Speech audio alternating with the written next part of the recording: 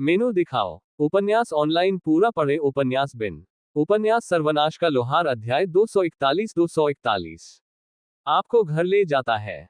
गुणा प्रिय पाठकों, अधिक अध्यायों के अनुवाद में हमारी टीम की सहायता के लिए यहां दान करें। URL सर्वनाश का लोहार 241 आपको घर ले जाता है। Ads by pub future. तो क्या हमें सचमुच यहां रहना चाहिए? हम तो बस नौकरियां हैं, है ना? मैरी ने जेन से फुसफुसाकर कहा, लेकिन सेठ ने सुन लिया। मुझे पता है कि हमने हाल ही में बहुत अधिक बातचीत नहीं की है, लेकिन आप अभी भी मूल्यवान सदस्य हैं।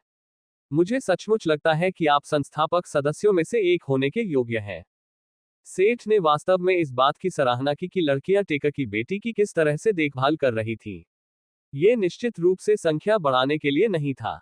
तो फिर कोई अच्छा सुझाव? Battle beads. फिन सबसे पहले चिल्लाया। लेकिन यहां किसी के पास दाढ़ी नहीं है, लिंक ने उलझन में कहा, जिससे जोना की उदासी उसके मुखौटे से साफ झलक रही थी। एक समय उसकी दाढ़ी बहुत शानदार थी। हम कुछ उगा सकते हैं। परी ने आशावादी तलवारबाज के दिल को चीरना जारी रखा। अस्वीकार कर दिया गया, सेठ ने जोना को अवसाद से बचाने के लिए निर्णायक रूप से कहा। हालांकि उसे दाढ़ी वाला विषय पसंद था, लेकिन उनमें बौने इतने नहीं थे कि नाम को उचित ठहराया जा सके। बाइट साइज्ड सिनर्जी के बारे में क्या ख्याल है? मोनिक ने नन्ही परी की ओर शरारती नजर से चिढ़ाते हुए कहा।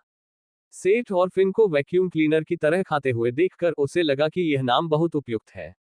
इसने विचार मंथन सत्र की शुरुआत की, जिसमें सभी ने अपने अपने पसंदीदा नाम बताए। फिन के सुझाव से उबरने के बाद जोनाह ने कहा, छाया का खून। रहस्यमयी परिस्मापक, लिंक ने उत्साह से कहा। पब फ्यूचर द्वारा विज्ञापन। मैजिक हॉक्स लिक्सिस से आया। रेकिंग फील्ड, बुल्को ने शर्माते हुए कहा। चालाक शक्ति, आश्चर्यजनक रूप से मासूम मैरी का सुझाव था। शेडोज ऑफ इनोसेंस, जेन का शर्मीला प्रयास था, जो इस शर्मनाक उत्सव में शामिल होने का था। डूमशील्ड्स, टेकर ने बिना किसी शर्म के अपनी पसंद उजागर कर दी। स्पेक्टर्स ऑफ द जगुआर, बिल्ली लड़का माइक अपने पिछले पार्टी नाम के साथ थीम में खड़ा था। नाइट शिफ्टर्स, मीना ने एक हत्यारे संगठन के लिए एक अच्छा नाम सुझाया। ये कुछ समय तक चलता रहा और सेठ बस देखता रहा। यह ऐसा था जैसे 10,000 बंदर बेतरतीब ढंग से टाइपराइटर पर टाइप कर रहे हों और उम्मीद कर रहे हों कि वे एक किताब पर निबंध लिखने में कामयाब हो जाएं।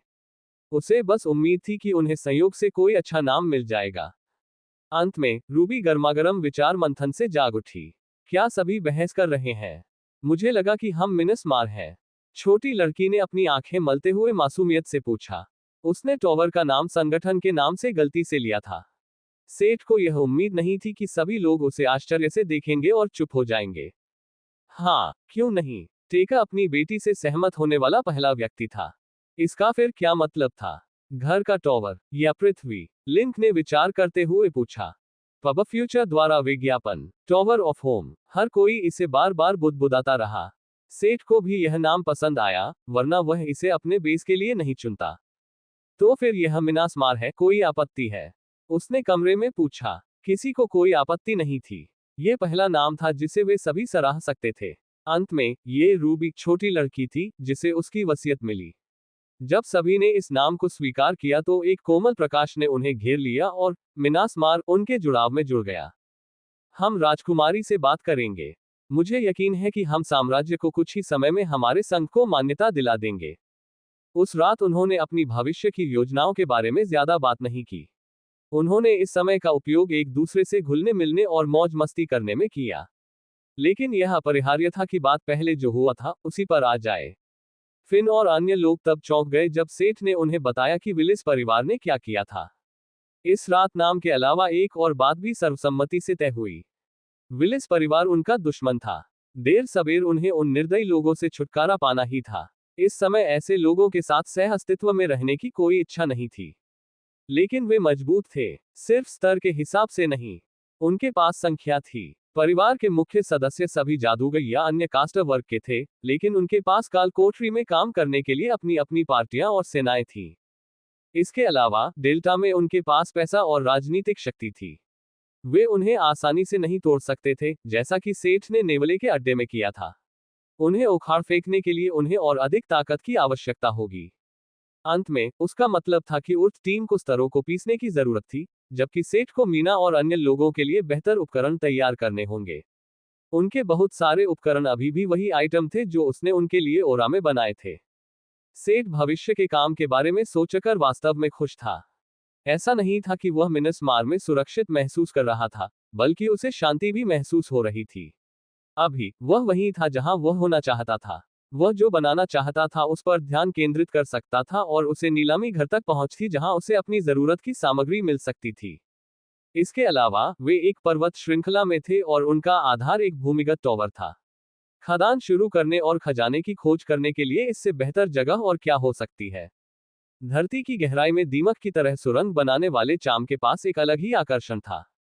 शायद उसने बौने स्वभाव को बहुत अधिक आत्मसात कर लिया था। क्यों न हम सब लोग जाकर अपने नए घर को देखें, सेठ ने सुझाव दिया जब बहुत देर हो गई और सभी लोग थोड़े नशे में थे। पब फ्यूचर द्वारा विज्ञापन, क्या तुम थोड़े ज्यादा घमंडी नहीं हो? हमारे परिवार की विरासत को अपना घर कहना। युवा मालिक ने अचानक उनका रास्ता रोक दिया। यह विलिस परिवार का बुद्धिमान दिखने वाला युवा था जिसने पहले भी उससे झगड़ा किया था। ओह हे, तुम्हारा नाम फिर क्या था? गेराल्ड, सेठ ने मुस्कुराते हुए पूछा। ये हेरोल्ड है। वेश्या, नशे में धुत लिंक ने अचानक पुकारा और युवा मालिक की जांच की। क्या उचित नाम है? बस उन्हें पकड़ो। हेरोल्ड के पीछे से कई साहसी लोग अंधेरे से बाहर निकले। वह विनम्र नहीं थी और उसने नए लोगों पर लेस देन अवलोकन ग्रेटर देन का इस्तेमाल किया। वे सभी .50 और .60 के बीच कहीं थे। उनके पास संभवतः एक माध्यमिक नौकरी थी और उनके उपकरण असामान्य और दुर्लभ वस्तुओं का मिश्रण थे। फिन ने एक जादू किया और हर कोई तुरंत शांत हो गया और अपने गियर से लैस हो गया। सेठ की पार्टी का स्तर सबसे कम था, लेकिन महाकाव्य गियर पहने हुए वे सबसे अच्छे सुसज्जित थे। यूलकैट फर्क का औसत स्तर सबसे ऊंचा था और उनके उपकरण हमलावरों के बराबर थे। उन्होंने सेठ द्वारा दिए गए कुछ सिक्कों को बेहतर सिक्कों से बदल दिया था, लेकिन अभी भी कई सिक्के सेठ द्वारा दिए गए थे। उन्होंने मैरी, जेन, रूबी और कास्टर्स को अपने बीच में ले लिया और अग्रिम पंक्ति के सैनिकों ने जल्दी से एक घेरा बना लिया। जोना, मोनिक, टेकर, सेठ, फिन और माइक हमलावरों से सीधे भिड़ने के लिए आगे बढ़े। उन्होंने सोचा होगा कि यदि उनकी संख्या बराबर रही तो वे उन पर विजय पा लेंगे, लेकिन उन्होंने अपने आप को बहुत अधिक आंक लिया था। ड्रैगन माइट, इससे पहले कि दोनों दल आपस में भिड़ पाते, विलिस की सेना अचानक धीमी हो गई जब डिबफ ने उन्हें मारा। ड्रैगन माइट के अलावा वे डार्क नाइट आर्मर के प्रभाव से भी प्रभावित हुए। ये सच था कि द्वितीयक वर्ग वाले लोगों को लाभ था और मानव दुश्मनों से लड़ना मुश्किल था, लेकिन उनकी तुलना बर्फ के ट्रोल जैसे जानवरों से नहीं की जा सकती थी। उन पर नकारात्मक स्थिति प्रभाव की बौछार की गई जिससे उन्हें मूल रूप से जो लाभ मिला था वह आसानी से समाप्त हो गया। जब उन्होंने मोहरा को रोका तो मीना ने उन्हें पीछे छोड़ दिया और कास्टरों से छुटकारा पा लिया। उनमें से कोई भी छाया के माध्यम से पोर्ट किए गए उच्च स्तरीय हथियारे के लिए तैयार नहीं था।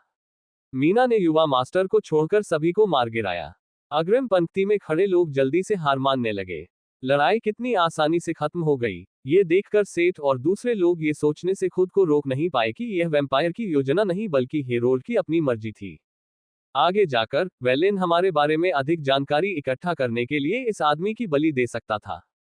सभी ने सिर हिलाया। लिडिया के साथ जो कुछ उन्होंने किया, उसे देखते हुए ये संभव था कि उस बूढ़े पिशाच ने उनके बारे में कुछ जानकारी पाने के लिए इस असफलता की बलि दे दी। चलो चर्च में वापस चलें।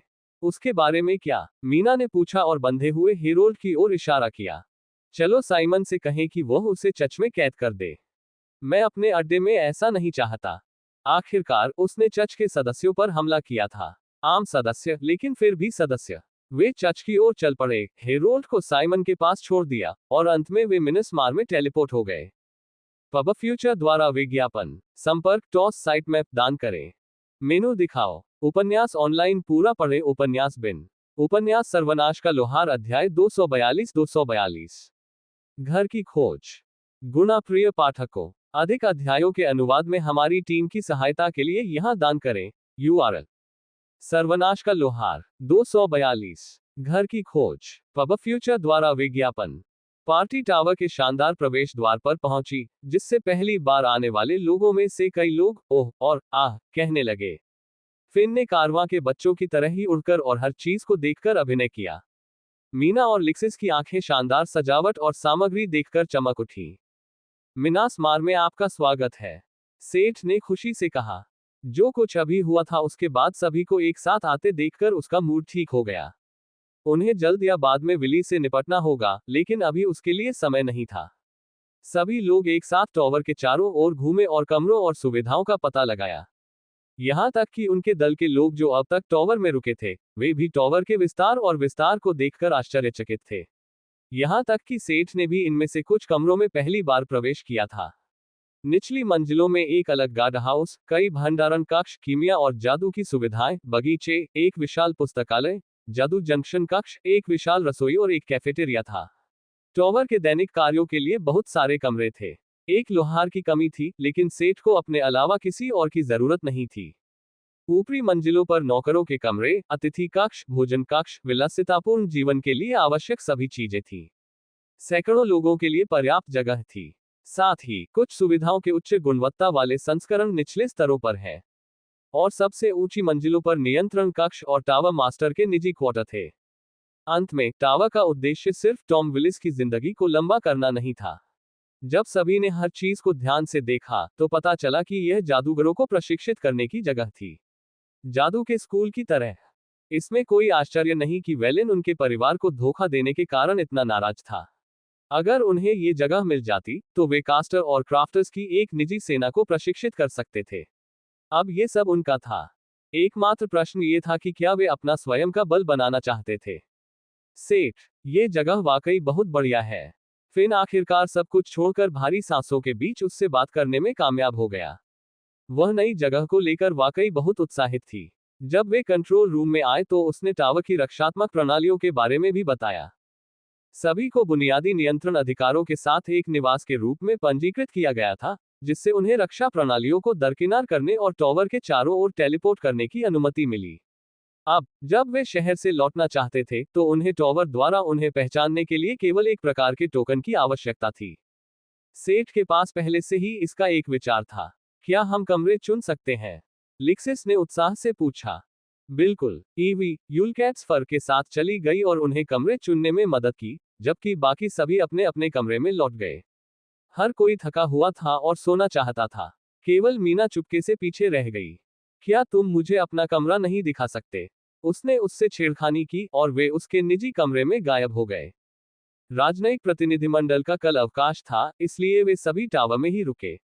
उन्होंने लिंक द्वारा पकाया गया नाश्ता साझा किया और सेठ ने खुशी से देखा कि सभी लोग बिना शराब के भी अच्छी तरह से मिल रहे थे। पब फ्यूचर द्वारा विज्ञापन। योना बदल गया था और अब वह हमेशा वही मुखौटा पहनता था जो सेठ ने उसके लिए बनाया था, न कि वह जो भद्दा कपड़ा वह पहले पहनता था। आज सेठ उन सभी के लिए सामान बनाएगा जो उन्हें शहर से टॉवर में जाने और प्रवेश करने की अनुमति देगा। बाकी लोगों को उनके अपने उपकरणों पर छोड़ दिया गया। कुछ लोग इधर उधर घूमने लगे और टॉवर की खोज करने लगे, जबकि माइक, जोना और मोनिक जैसे लोगों ने नोट्स की तुलना करने के लिए प्रशिक्षण कक्षों में से एक पर कब्जा कर लिया। एलिसन और ईवी पुरानी आदतों में पड़ गए थे और कीमिया विंग पर विजय प्राप्त करना शुरू कर दिया था। सेठ अपने निजी क्वार्टर में था। उसने एक बड़े कमरे में अपनी कार्यशाला स्थापित की थी। योजना सरल थी, सिगिल रिंग्स। मिनास मार के संस्थापक सदस्यों के लिए 13 रिंग्स। सेठ ने शिखा के बारे में ज्यादा नहीं सोचा। एक सरलीकृत टॉवर जो एक शैलीगत मेहराब के नीचे है, जो पृथ्वी का प्रतीक है, लेकिन घर की सुरक्षा का भी प्रतीक है। अंगूठियों के लिए उन्होंने कुछ less than arcane gold greater than का उपयोग करने का फैसला किया। इस सामग्री का बड़ा लाभ यह था कि यह स्वचालित रूप से आसपास से मैना को अवशोषित और संग्रहित करता था। इसका मतलब यह था कि मैना को इकट्ठा करने के लिए कोर और जादू को लागू करने की कोई आवश्यकता नहीं थी। इसका मतलब यह भी है कि उसे आत्मा डालने की जरूरत नहीं होगी। ये क्यों महत्वपूर्ण था? आमतौर पर प्रत्येक हाथ पर 2 से ज्यादा अंगूठियां पहनना मुश्किल होता था, क्योंकि वस्तुओं का जादू और जादू एक दूसरे के साथ हस्तक्षेप कर सकता था। लेकिन प्राकृतिक क्षमता less than arcane gold greater then ने ऐसा नहीं किया। एक और कारण है कि यह इतना मूल्यवान क्यों था। जब तक सेठ ने इसे टॉवर और आकार समायोजन के लिए एक हस्ताक्षर उत्सर्जित करने के लिए केवल एक सर्किट के साथ मंत्रमुग्ध किया, तब तक अंगूठी को बिना किसी समस्या के तीसरी अंगूठी के रूप में पहना जा सकता था, चाहे उनके पास कोई भी अन्य अंगूठी क्यों न हो। ये छल्ले न केवल एक उपकरण थे, बल्कि ये मिनास मार के साथ उनके जुड़ाव का संकेत भी देते थे। लोग शिखा को पहचान सकते थे, और यदि वे सामग्री को पहचानने में भी सक्षम थे। सिगिल रिंग पर less than arcane gold greater then जैसी किसी चीज का उपयोग करना असाधारण और भव्य था। पहला कदम सबसे महत्वपूर्ण था। सेठ ने आत्मा को बांधने के लिए राक्षसी गाथागीत के साथ अंगूठियां बनाई। इस तरह कोई भी उनका उपयोग करके प्रवेश नहीं कर सकता था, भले ही वे पार्टी से एक चुराने में कामयाब हो जाएं।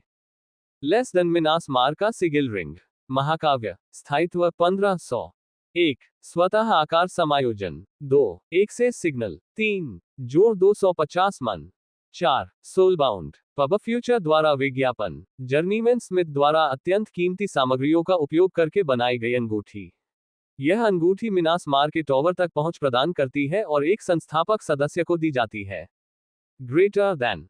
अपेक्षाकृत सरल होने और सेठ द्वारा कमजोर दुर्लभ less than arcane gold greater than का उपयोग करने के बावजूद अंगूठियां महाकाव्य बन गईं। उनके less than goldsmith greater than और less than enchantment greater than में कुछ प्रतिशत की वृद्धि हुई। वह यही नहीं रुका, वह एक कदम और आगे बढ़ गया। लेस देन बौने तांबे ग्रेटर देन का इस्तेमाल करके जो हफ्तों से उसके इन्वेंटरी में पड़ा हुआ था, उसने अंगूठियों का एक और बैच बनाया। तांबे की 5 छड़ों का इस्तेमाल करके उसने मिनास मार की शिखा के साथ 40 तांबे की अंगूठियां बनाई। उन्होंने प्रत्येक रिंग में एक छोटा सा आत्मा आयुध डाला, जिसे उन्होंने एक खास कार्य दिया ताकि उन्हें अप्राप्य बनाया जा सके। इस कार्य को करने में उन्हें अल से कुछ मदद मिली। ये कार्य अपेक्षाकृत सरल था। जब इनमें से 2 छल्ले एक दूसरे के करीब आते थे या उनमें से कोई एक चिन्ह वाला छल्ला होता था तो वे अपनी प्रामाणिकता को पहचानने के लिए क्षण भर के लिए चमक उठते थे। Less then ring of Manas मार। असामान्य। स्थायित्व 400। 1 स्वतः आकार समायोजन। 2 मान्यता। 3 सोलबाउंड। जर्नीमैन स्मिथ द्वारा बनाई गई अंगूठी। यह अंगूठी मिनास मार के प्रति निष्ठा दर्शाती है और मेहमानों को टावर तक पहुंच प्रदान करती है। ये केवल मिनास मार के दोस्तों को ही दी जाती है। Greater than. सेठ ने भविष्य को ध्यान में रखते हुए ये अंगूठियां बनाई। अगर वे वाकई बड़े हो गए तो उन्हें सहयोगियों को पहचानने का एक तरीका चाहिए था। दुनिया बड़ी थी, लेकिन कम से कम पहचानने के काम को नकली बनाना बहुत मुश्किल था, जो अदृश्य रूप से भरी आत्मा पर आधारित था। इनमें से कुछ अंगूठियां तिजाहक के लिए थीं। भले ही वे उसके साथ शामिल न होने वाले हों, लेकिन वह उन्हें अपनी दोस्ती दिखाने के लिए कुछ देना चाहता था। उसने भविष्य के सहयोगियों के लिए भी कुछ और अंगूठियां बनाई। वे न केवल सहयोगियों को पहचानने का एक तरीका थे, बल्कि एक वादा भी थे। अगर कभी कोई मुसीबत में पड़ जाए तो मिनास मार इन अंगूठियों को पहनने वाले की मदद करेगा। इसलिए भले ही ड्रोसी और उसके लोग चले गए हों, अगर किसी समय उन्हें मदद की जरूरत पड़ी तो वे खुद को पहचानने के लिए अंगूठियों का इस्तेमाल कर सकते थे। Less than dwarven copper greater than की 5 और बार का उपयोग करके उसने जो आखिरी चीजें बनाई, वे विजिटर टोकन थे। इन्हें उन लोगों को दिया जा सकता था जिनके साथ वे काम करते थे। उसने टोकन के साथ कुछ खास नहीं किया, क्योंकि वे टावर द्वारा पहचाने जाने पर काम करते थे, एक बार जब वे रेंज में आ जाते थे। पब फ्यूचर द्वारा विज्ञापन। उन्होंने बस इतना किया कि पुल तक पहुंचने के लिए प्रवेश द्वार पर लगे जाल से आगे जाने की अनुमति दे दी। और आगे की पहुंच केवल निरीक्षण के बाद ही दी जाएगी। उसने ऐसे 25 टोकन बनाए। उसने अनुमान लगाया कि फिलहाल के लिए यह एक अच्छा स्टॉक होगा। जब सेठ ने दूसरों की तलाश शुरू की, तो उसने पाया कि फिन, बुल्को, टेकर और लड़कियां एक सभा कक्ष को सजाने में व्यस्त थे। यह एक बड़ी गोल मेज थी जिसमें 14 सीटें थीं। एक टॉवर मास्टर के लिए और 13 संस्थापक सदस्यों के लिए। वह केवल मुस्कुरा सकता था। भले ही वह कुछ विवरण भूल गया हो, उसके दोस्तों ने उनके बारे में सोचा था। उसने टावर से सदस्यों को उनके नए मीटिंग रूम में इकट्ठा होने के लिए सूचित करने के लिए कहा। यहां पोर्ट होने के लिए सहमत होने के बाद वे एक एक करके टेबल के चारों ओर दिखाई दिए। कुछ ने अभी भी युद्ध के कवच पहने हुए थे या उनके कपड़ों पर कीमिया के दाग थे। सबसे अनोखी शायद लिक्सिस थी, जिसने स्नान वस्त्र पहना हुआ था और उसके सिर पर तौलिया बंधा हुआ था। अर्ध हेल्फ ने उनकी निगाहें देखी और झल्लाया। क्या, मैंने एक बड़ा स्नानघर ढूंढ लिया और खुद को उसमें नहला लिया। केवल less than life magic greater than का उपयोग करके नहाना बोझिल है। सभी ने समझदारी से सिर हिलाया। कुछ ने उस दिन बाद में स्नानघर जाने की भी योजना बनाई। वे सभी बैठ गए और सेठ की ओर देखने लगे जिसने उन्हें यहां बुलाया था। मैंने आपको कुछ वितरित करने के लिए बुलाया है। इससे मिनास मार की स्थापना भी आधिकारिक हो जाएगी, कम से कम हमारे बीच तो। उसने 13 अंगूठियों वाला आभूषण बॉक्स लिया और उन्हें दिखाने के लिए उसे खोला। एक एक ले लो और बक्सा आगे बढ़ा दो। जब सभी को अपनी अंगूठी मिल गई, तो उसने अंगूठियों का काम समझाया। जब खाली डिब्बा उसके हाथ में लौटा, तो उसने मुस्कुराहटों का दौर देखा। बुल को भी अपनी छोटी उंगली में पहनी कीमती सुनहरी अंगूठी देखकर मुस्कुराया। टॉवर मास्टर के रूप में और 13 संस्थापक सदस्यों की उपस्थिति में मैं मिनास मार की आधिकारिक स्थापना की घोषणा करता हूं। उन्होंने अंत में एक प्रश्न चिन्ह छोड़ा, ये देखने के लिए कि क्या कोई अंतिम क्षण में उतरना चाहता है, लेकिन उन्हें केवल जयकारे मिले। अपने संगठन का उच्च पदस्थ सदस्य बनने का सपना कौन नहीं देखता। केवल फिन नामक छोटी परी आधे मन से ही शामिल हुई। वह थोड़ी चिड़चिड़ी लग रही थी। फिन, क्या कुछ गड़बड़ है? सेठ ने उससे पूछा। हंग, नहीं, और हाँ, संस्थापक सदस्य होना अच्छा है और सब कुछ, लेकिन ये बिल्कुल भी भारी नहीं लगता। फिन एक बेहतर शीर्षक चाहता है। सेठ टॉवर मास्टर है, यह अच्छा है। फिन संस्थापक से भी कुछ बेहतर चाहता है। एक पल के लिए सभी हैरान रह गए और सोचने लगे। वह सही थी। एक संस्थापक एक निगम में बहुत ऊंचा और शक्तिशाली होता है, लेकिन साम्राज्य में सेठ केवल आह भर सका। तो फिर तुम्हारा सुझाव क्या है कि हमें क्या नाम दिया जाए? उसने फिन से पूछा। उसे यकीन था कि उसके पास पहले से ही एक विचार है। टावर मास्टर और मिनास मार के 13 लॉर्ड्स, उन्होंने तुरंत कहा। एक लॉर्ड निश्चित रूप से संस्थापक की तुलना में अधिक प्रभावशाली होता है। सभी ने सिर हिलाया। दूसरों ने कुछ अन्य सुझाव दिए, लेकिन 13 लॉर्ड्स उन पर अड़े रहे। इस बिंदु से आगे वे टॉवर मास्टर और मिनास मार के 13 लॉर्ड्स के नाम से जाने जाएंगे। पब फ्यूचर द्वारा विज्ञापन संपर्क टॉस साइट मैप दान करें। मेनू दिखाओ। उपन्यास ऑनलाइन पूरा पढ़े। उपन्यास बिन। उपन्यास सर्वनाश का लोहार अध्याय 243। दोस्ती की ऊर्जा। गुणा प्रिय पाठकों, अधिक अध्यायों के अनुवाद में हमारी टीम की सहायता के लिए यहां दान करें। URL सर्वनाश का लोहार 243 दोस्ती की ऊर्जा। पब फ्यूचर द्वारा विज्ञापन।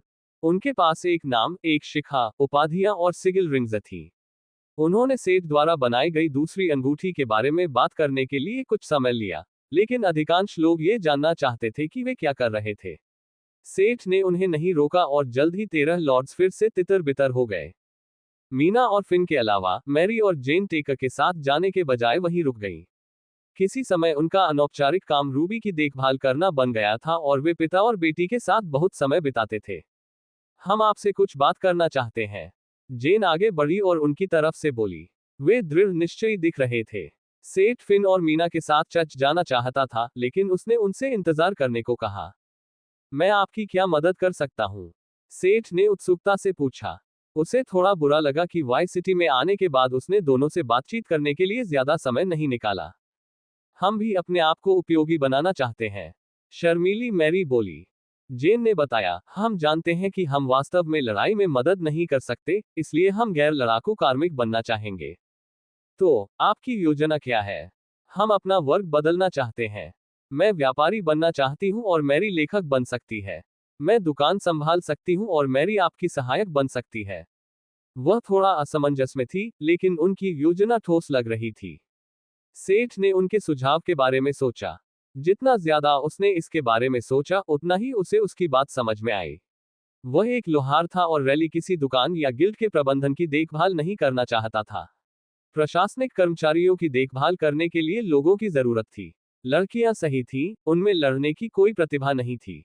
लेकिन क्या उनके पास प्रशासनिक काम के लिए कोई प्रतिभा थी? भले ही उनमें कोई खास प्रतिभा न हो, लेकिन जिस व्यक्ति पर आप पहले से ही भरोसा करते हैं, उसे तैयार करना किसी अजनबी पर भरोसा करने से ज्यादा आसान था। सबसे अच्छी स्थिति में रोसी और उसके लोग शुरुआत में उनकी मदद कर सकते थे। सेठ इस बारे में सोचते हुए सिर हिलाता रहा। हाँ, मुझे लगता है कि यह एक अच्छा विचार है। क्या आपको लगता है कि आप इस कार्य के लिए सक्षम हैं? दरअसल सब कुछ गड़बड़ होने से पहले मैं इकोनॉमी की पढ़ाई कर रही थी। मुझे लगता है कि मैं एक दुकान का प्रबंधन संभाल सकती हूँ। जेन ने कमोबेश आत्मविश्वास से कहा। मैं पहले सेक्रेटरी थी, मैरी ने धीमी आवाज में कहा। पहले उसके भड़कने से शायद उसकी सारी हिम्मत खत्म हो गई थी। पब फ्यूचर द्वारा विज्ञापन। इससे ये स्पष्ट हो गया कि उन्हें प्रशासनिक भूमिकाएं निभाने का विचार कैसे आया। क्या आप अपनी कक्षा बदले बिना ऐसा नहीं कर सकते? सेठ ने चिंतित होकर पूछा। अपनी कक्षा को पूरी तरह से बदलना संभव था, लेकिन इसकी एक कीमत थी। ये किसी की कक्षा को विकसित करने से अलग था। कोई व्यक्ति अपने वर्तमान वर्ग कौशल में अपने आधे स्तर और दक्षता खो देगा। कक्षा कौशल भी माध्यमिक कौशल में गिरावट आएगी या पूरी तरह से खो जाएगा। कीमत पहले उल्लेख करने लायक नहीं थी, लेकिन लड़कियां पहले से ही स्तर 30 के करीब थीं। मुझे लगता है कि भविष्य के व्यापार के लिए एक व्यापारी के कौशल की आवश्यकता होगी। इससे बहुत सी चीजें आसान हो जाएंगी। जेन ने जोर देकर कहा। मैरी ने उसके पीछे सिर हिलाया। हम ठीक है। हम बस चर्च के लिए निकलना चाहते थे। तुम भी आ सकते हो। कमरे में बचे 5 लोग चर्च के रिसेप्शन हॉल में टेलीपोर्ट हो गए। जबकि मीना, सेठ और फिन एक साथ साम्राज्य के ऊर्जा प्रभारी अधिकारी से मिलने गए। रिसेप्शन से निकलने के बाद लड़कियां अलग हो गईं और क्लर्क से पूछा कि वे अपनी कक्षा कैसे बदल सकती हैं। सेठ के समूह ने साइमन को ढूंढ लिया और पिछले दरवाजे से चर्च से बाहर निकल गए। उन्होंने अपनी शक्ल छिपाने के लिए लबादे निकाल लिए। अब जब विलिस परिवार उन पर नजर रख रहा था, तो उन्हें थोड़ा और सावधान रहने की जरूरत थी। उनका गंतव्य डेल्टा का प्रशासनिक कार्यालय था। यह एक विशाल कार्यालय भवन था जिसे डेल्टा अब साम्राज्य के साथ साझा करता था। सर्वनाश से पहले, ये गठबंधन भवन था जहां सभी जिलों के प्रतिनिधि काम करते थे। बेशक, अब जब महाद्वीपों के अधिकांश जिलों से संपर्क टूट गया था, तो इसने अपना मूल कार्य खो दिया था। बीटा और वाई सिटी के प्रतिनिधि अभी भी मौजूद थे, लेकिन सहयोग बहुत पहले ही खत्म हो चुका था क्योंकि साम्राज्य के साथ काम करने के बारे में उनकी राय बहुत अलग थी।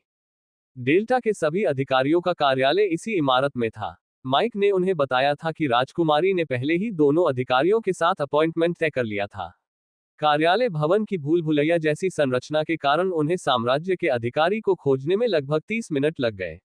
सौभाग्य से, वे काफी पहले ही निकल गए थे। वे एक सख्त सचिव के सामने आए, जिन्होंने उनके नाम लेने के बाद उन्हें भेज दिया। आह, आप मिस्टर स्मिथ ही होंगे, है ना? राजकुमारी ने मुझे पहले ही मुश्किल हालात के बारे में बता दिया है। मैं आर्चेबोल्ड हूँ, डेल्टा प्रांत का ऊर्जा मंत्री। उनका स्वागत एक अच्छे कपड़े पहने मध्यम आयु वर्ग के व्यक्ति ने किया।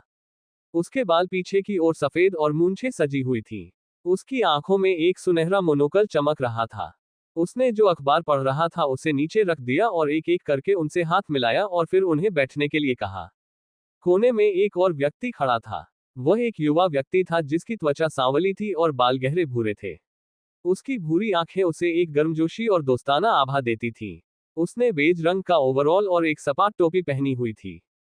पब फ्यूचर द्वारा विज्ञापन। ये लुइस है। मैंने उसे आमंत्रित किया क्योंकि राजकुमारी ने मुझे बताया कि आपको ऊर्जा रूपांतरण में मदद की आवश्यकता हो सकती है।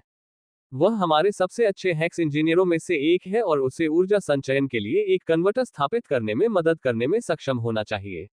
मुझे लगता है कि वह मुझसे बेहतर तरीके से समझा सकता है। इसके बाद एक लंबी बातचीत हुई जिसमें उन्होंने लुइस को स्थिति के बारे में बताया जो प्राचीन तकनीक से मोहित लग रहे थे। उन्होंने ये भी बताया कि जादू के साथ ऊर्जा का बुनियादी ढांचा कैसे काम करता है। बिजली के विपरीत, जादू को केवल केबलों के नेटवर्क के माध्यम से स्थानांतरित नहीं किया जा सकता है। ऐसी बिजली लाइनों के लिए अत्यंत दुर्लभ और कीमती सामग्रियों की आवश्यकता होगी। इसके बजाय, ये प्रत्येक व्यक्तिगत इमारत में एक ऊर्जा संरचना का उपयोग करके काम करता था। अन्य संरचनाओं और उपकरणों को इससे जोड़ा जा सकता था और इस कनेक्शन के माध्यम से आवश्यक ऊर्जा खींची जा सकती थी। इन ऊर्जा संरचनाओं को शक्ति प्रदान करने के लिए मन क्रिस्टल की आवश्यकता थी। मैना क्रिस्टल वस्तुतः क्रिस्टलीकृत मैना थे। इन क्रिस्टल को शक्ति के स्थानों पर पाया और खनन किया जा सकता था, लेकिन वे जमा दुर्लभ थे और विधि पुरानी हो चुकी थी। हालांकि प्राकृतिक क्रिस्टल अधिक मजबूत थे, लेकिन अगर उनका अत्यधिक खनन किया गया तो वे मैना चक्र को स्थायी नुकसान पहुंचा सकते थे। आधुनिक विधि में ऊपर बताए गए कन्वर्टर्स शामिल थे। इन्हें समृद्ध मैना वाले क्षेत्रों में स्थापित किया जा सकता था और कृत्रिम रूप से मैना क्रिस्टल को संघनित किया जा सकता था। यह मैना बैटरी बनाने जैसा था।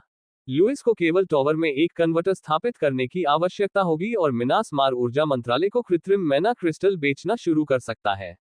सेठ के उत्तर पर आर्चिबोल्ड ने समझाया कि मैना क्रिस्टल का निजी व्यापार अवैध था।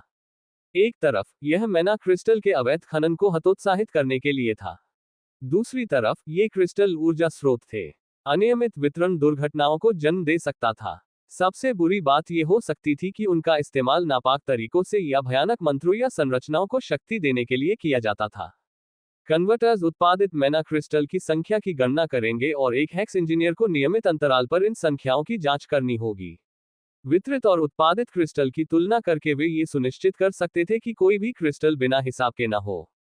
सेठ को इससे कोई आपत्ति नहीं थी। उसका अवैध क्रिस्टल डीलर बनने का कोई इरादा नहीं था, लेकिन वे समझ गए कि शायद विलिस परिवार की यही योजना रही होगी।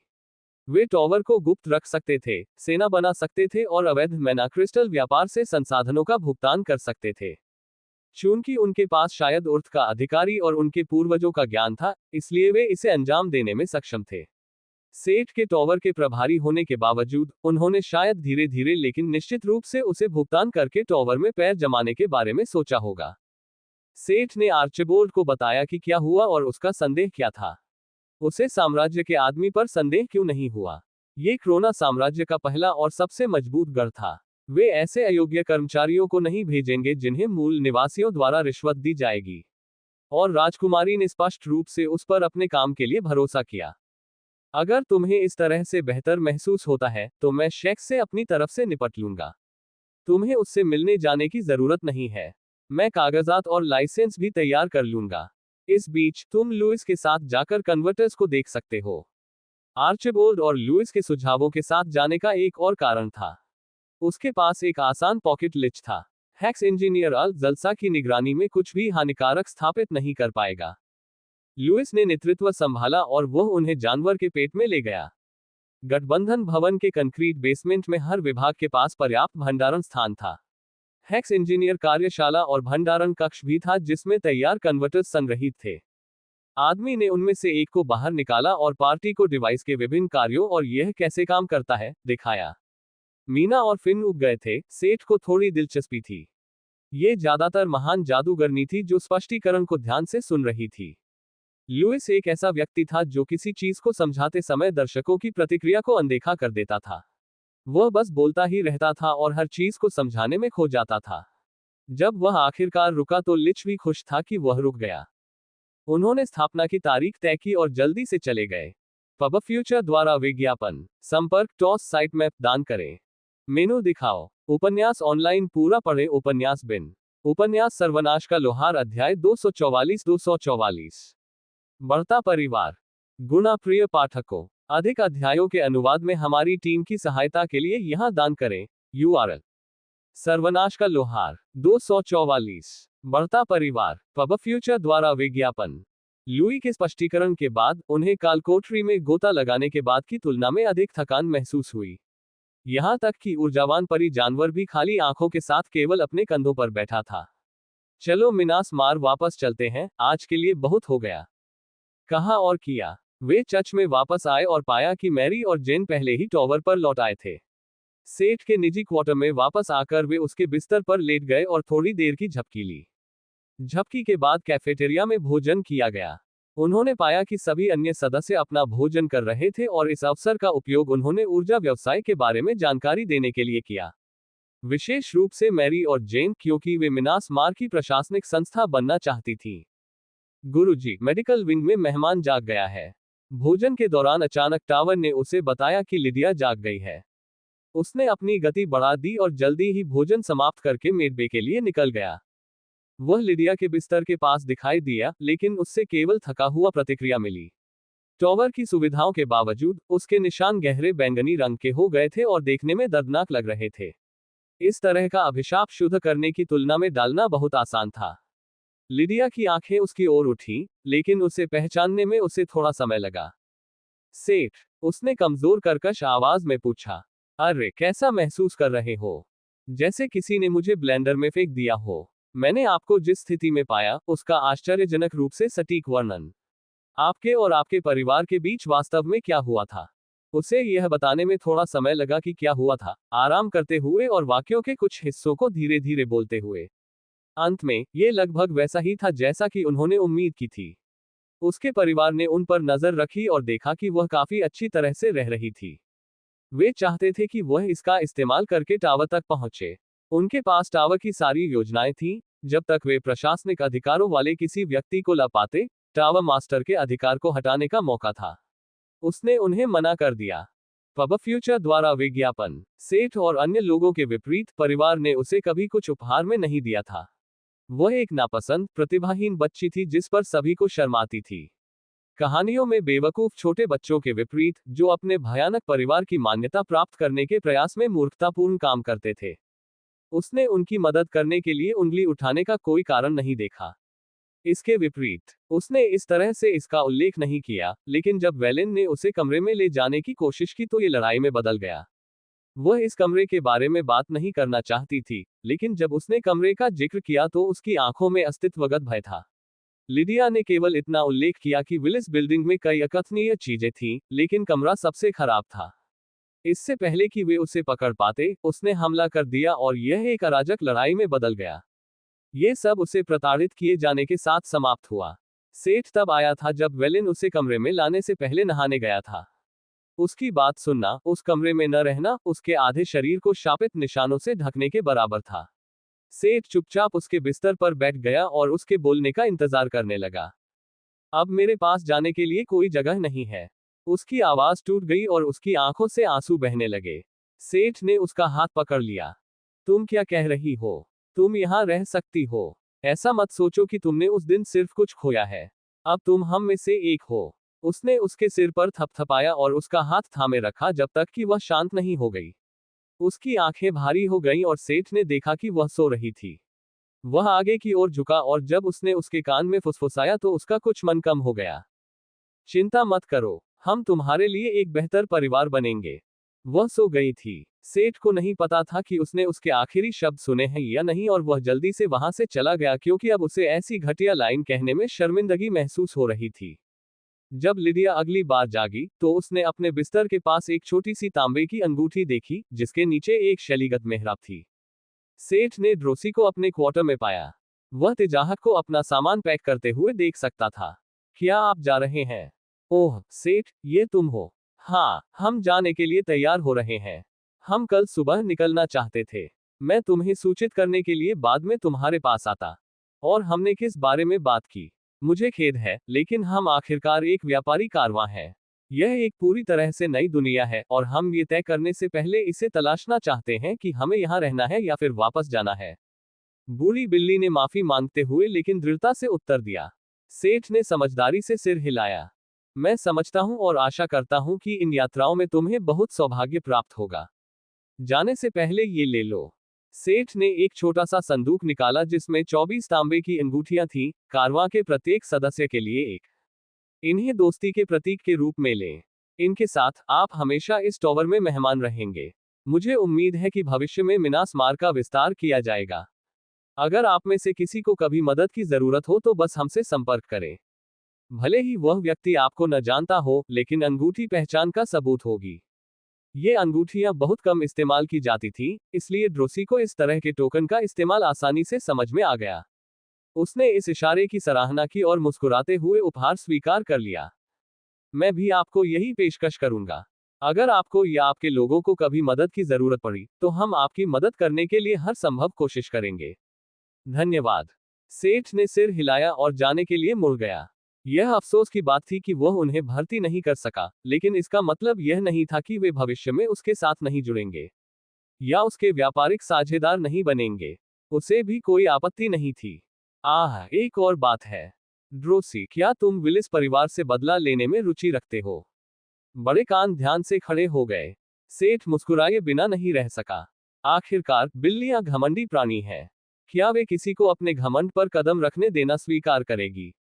मैं सुन रहा हूं। मेरे पीछे आओ, हम बाकी टीम के साथ योजना पर बात करेंगे। अगर तुम्हें ये पसंद है तो तुम इसमें शामिल हो सकते हो। उसने लॉर्ड्स को इकट्ठा किया और उन्हें बताया कि लिडिया के साथ क्या हुआ था और उसने उसे क्या बताया था। हर कोई हैरान था, खासकर ड्रोसी का फर उत्तेजना से हवा में खड़ा हो गया था। उन्होंने कल रात हम पर हमला किया, शायद हमारी ताकत को कम करने के लिए। मुझे यह विचार पसंद नहीं है कि दुष्ट मास्टरमाइंड अपनी तैयारी पूरी करने का इंतजार करे और जो होने वाला है, उसके अनुसार ही प्रतिक्रिया करे। आइए पहले हमला करें। उसने लॉर्ड्स और ड्रोसी को अपनी योजना समझाई।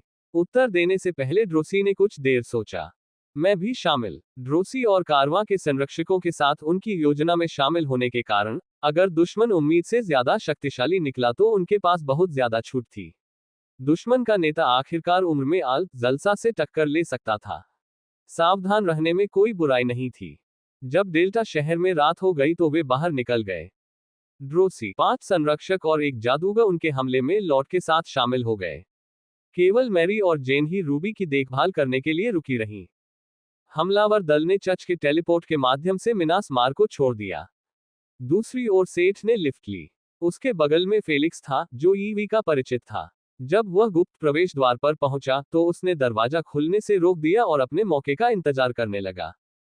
पब फ्यूचर द्वारा विज्ञापन संपर्क टॉस साइट मैप दान करें। मेनू दिखाओ। उपन्यास ऑनलाइन पूरा पढ़े। उपन्यास बिन। उपन्यास सर्वनाश का लोहार अध्याय 245। विलिजेंट। गुणा प्रिय पाठकों, अधिक अध्यायों के अनुवाद में हमारी टीम की सहायता के लिए यहां दान करें। URL। सर्वनाश का लोहार 245। विलिसेंट। वेलेन विलिस बिल्डिंग के पेंटहाउस अपार्टमेंट में बैठा था। अब तक उसकी रात बहुत अच्छी चल रही थी। उसके बिस्तर पर एक बेवकूफ लड़की लेटी थी जो शहर में एक साहसी के रूप में बड़ा नाम कमाने आई थी। थोड़े से पैसे से इतना युवा खून पाना कितना आसान था। पहले तो वह अपनी कामुक इच्छाओं को संतुष्ट कर सकता था और फिर अपनी भूख को। वेलेन को ये दिन और उम्र बहुत पसंद थी। उसके लिए ताज़ा खून पाना बहुत आसान हो गया था। उस समय जब कुछ बेघर लोग सड़कों से गायब हो जाते थे, तब भी बहुत से लोग सवाल पूछते थे। रिकॉर्ड गायब करने के लिए बहुत सारे संसाधनों की जरूरत होती थी। अब किसी को एक या दो साहसी लोगों के गायब होने की परवाह नहीं थी। निगरानी लगभग शून्य हो गई थी और पुलिस बल और गार्ड पहले से ही स्पष्ट अपराधों की देखभाल करने में अपनी सीमा तक पहुंच चुके थे। उसके जैसे एक प्राचीन पिशाच के लिए जीवनयापन करना आसान था। उसके दिल में सिर्फ यही दुख था कि उसके दादा की बनाई हुई चीज पर किसी और का हाथ था। काश परिवार इतना अक्षम न होता। दादा टॉम ने इस इमारत में उनके लिए इतना कुछ छोड़ा था कि बस टावर चालू करने की जरूरत थी। कौन सा साम्राज्य, कौन से राक्षस। अगर उनके वंशजों में से कोई योग्य साबित होता तो वे पलक झपकते ही डेल्टा पर कब्जा कर सकते थे। उन्होंने प्रवेश टोकन में से एक को प्रचलन में भी ला दिया था ताकि ये देखा जा सके कि कोई टावर में घुसने में कामयाब हुआ है या नहीं। एक बार जब वे अंदर आ जाते तो नियंत्रण वापस पाना मुश्किल नहीं होता। लेकिन क्या हुआ? किसी नवागंतुक ने किस्मत से उनकी महिमा की कुंजी चुरा ली थी। पिशाच अभी भी इस बात से हैरान था कि ऐसा कैसे हो सकता है।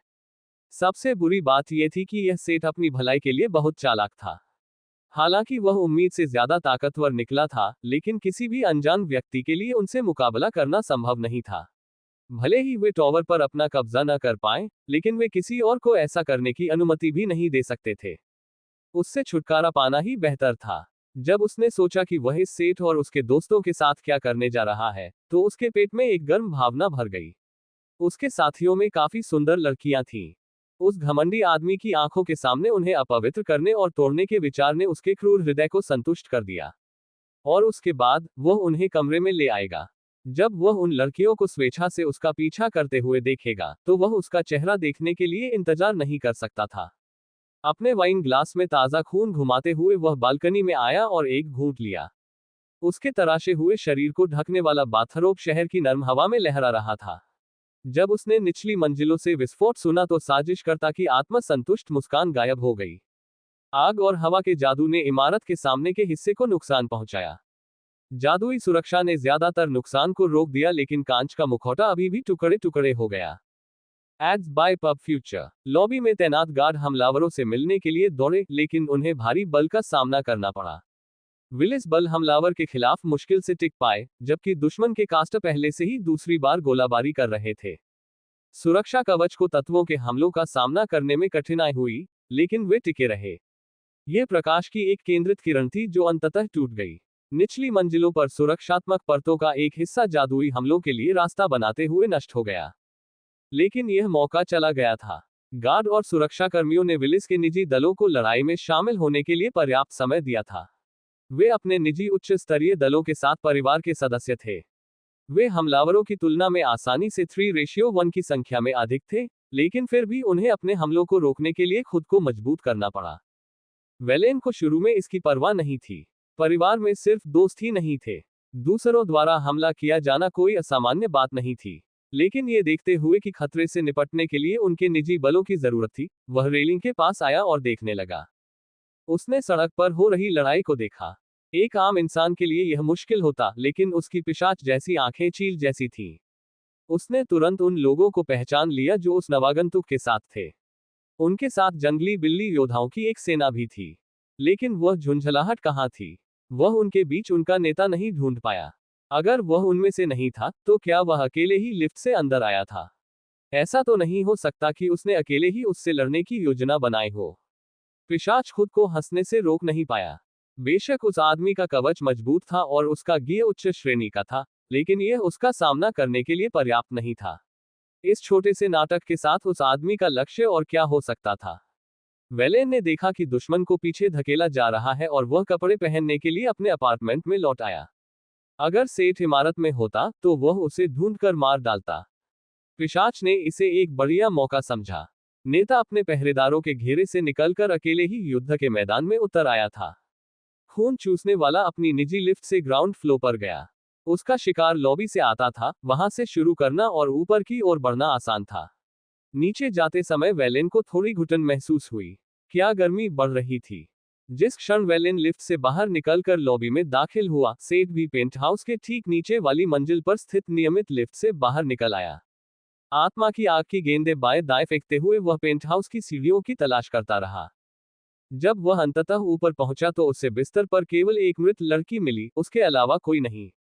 वेलेन, उसने पिशाच को पुकारा, लेकिन ऐसा लग रहा था कि कोई खून चूसने वाला बाहर था। मूल रूप से सेठ चर्च में वापस जाने के लिए होम कॉल का उपयोग करने से पहले उसे थोड़ा ताना मारना चाहता था। आज पिशाच के मरने का दिन नहीं था। जलसा अभी भी शांत था। अन्यथा वो पिशाच पर लिचको फेंक देता और दो पुराने लोगों को आपस में लड़ने देता। चूंकि घर पर मेहमानों को लेने के लिए कोई नहीं था, इसलिए सेठ ने जगह में आग लगाना शुरू कर दिया। वह पहले ही इमारत की पहली 10 मंजिलों में आग लगा चुका था। आत्मा की आग को सब कुछ भस्म करने से रोकने के लिए कुछ भी नहीं था, खासकर तब जब वह अभी भी इसे जारी रखने के लिए मौजूद था। उसने नीचे की ओर सीढ़ी का इस्तेमाल किया और प्रत्येक मंजिल पर सावधानीपूर्वक कई आग के गोले और आग के भाले फेंके। इमारत के बाहर शायद ढाल थी, लेकिन अंदर से यह आग सुलग रही थी। इस समय उसने निचली मंजिल पर जो आग जलाई थी, वह ऊंची इमारत के बीच तक फैल गई होगी। उसे बिल्कुल भी मारने की सूचना नहीं मिली। क्या पूरी इमारत खाली थी? या क्या सभी निवासी 40 स्तर से ऊपर के थे और उन्हें बस बाहर निकाल दिया गया था? सेठ ने अभी 20वीं मंजिल को ऊपर से जलाया ही था कि उसने एक क्रोध भरी दहाड़ सुनी, जिससे इमारत हिल गई। जैसे जैसे वह सुन रहा था, दहाड़ की आवाज तेज होती गई और कंपन तेज होता गया। ऐसा लग रहा था जैसे कोई बहुत क्रोधित चमगादड़ उस पर हमला करने वाला था। उसने एक धमाके की आवाज सुनी, उसके बाद धातु के फटने और कंक्रीट के टूटने की आवाज आई। लिफ्ट के दरवाजे के साथ जो हॉलवे में खोला गया था, अभी भी जलता हुआ वेलेन स्टेज पर आया। वह बदसूरत विशालकाय चमगादड़, जो किसी गोगोल को भी घृणा से दूर कर दे, जले हुए घावों से ढका हुआ था और अभी भी आत्मा की आग के जलते हुए धब्बे थे। उस प्राणी की आंखें क्रोध और दर्द से जंगली और पागल लग रही थी। अपने विशाल पंजे और मोटी मांसल भुजाओं को घुमाते हुए वह सिट पर बैल की तरह टूट पड़ा। लोहार ने हमले को रोकने के लिए विघटनकारी जूते का इस्तेमाल किया और दिमागहीन हमले से बचने के लिए लेस देन लंगड़ा चलने ग्रेटर देन का इस्तेमाल किया। अरे, क्या तुमने अपना विवेक खो दिया है? एक बुद्धिहीन जानवर को ताना मारना बिल्कुल भी मजेदार नहीं होगा।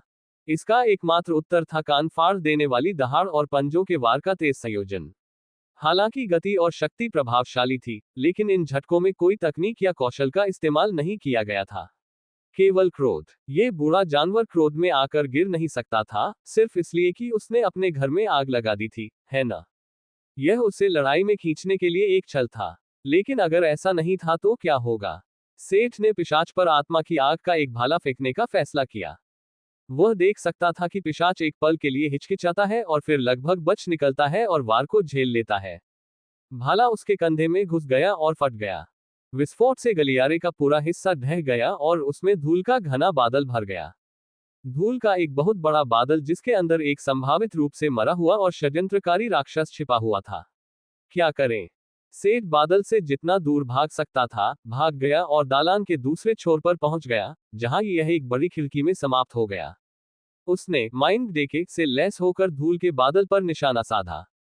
अगर यह आदमी लड़ाई में उसे फंसाने के लिए कुछ वार करना चाहता था, तो वह सुनिश्चित करेगा कि वे वार चोट पहुंचाने वाले हों।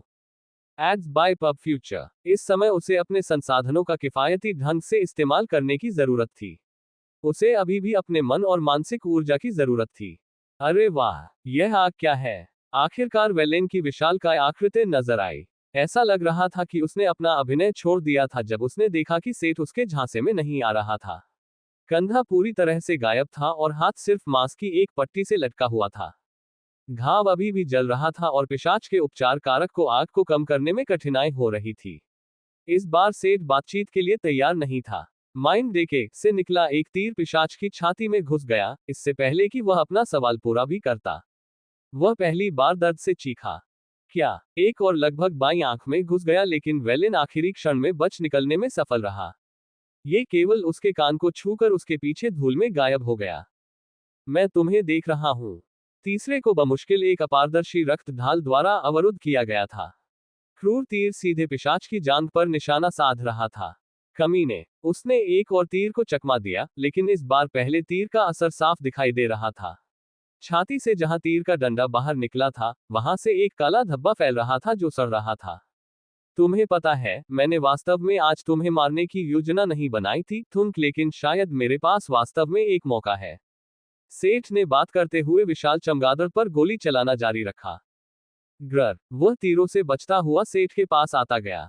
हाँ, लगता है तुम मुझे नीचे गिरा सकते हो। मुझे बस इतना चाहिए कि तुम रुको और भागो मत, वेलेन ने खुद से सोचा। एक बार जब वह रेंज में आ गया, तो वह अपने रक्त जादू से सेठ को एक ही वार में मार सकता था। एक और तीर उड़ता हुआ आया, वेलेन एक और कदम और करीब आ गया। बस थोड़ा और, बस थोड़ा। एक विशाल हाथ अचानक वेलेन के दाईं ओर की दीवार को तोड़ता हुआ आया और चमगादड़ के बदसूरत सिर को पकड़ लिया। सहज रूप से पिशाच ने अपने पंजों से हाथ पर वार किया, लेकिन वे केवल लोहे की कठोर मांसपेशियों की सतह पर ही फिसल सके। इसके बाद एक ऊपरी शरीर और एक भयानक 3 चेहरे वाला कुत्ता सिर दिखाई दिया, जब सेरबेरस आगे झुका और उसका बाकी हिस्सा दीवार को तोड़कर बाहर निकल गया। इसकी लाल आंखें पिशाच पर केंद्रित थीं, क्योंकि इसने प्राणी को अपने पैरों से ऊपर उठा लिया था। मेंटिस सिकाडा का पीछा करता है, उसे अपने पीछे खड़े 3 मुंह वाले नरक कुत्ते का पता नहीं होता। सेठ पिशाच की आत्मा को पकड़ने के लिए उसके करीब जाना चाहता था, लेकिन अल ने उसे चेतावनी दी। मैंने तुमसे कहा था कि इसके करीब मत जाओ। यह इस स्थिति में भी खून का जादू कर सकता है। सेठ ने मुंह बनाया। वह क्या कर सकता था? वह वास्तव में पिशाच की आत्मा चाहता था और इस बात की कोई गारंटी नहीं थी कि वह अपनी आत्मा स्वेच्छा से छोड़ देगा। लेकिन फिर उसे यह बात सूझी।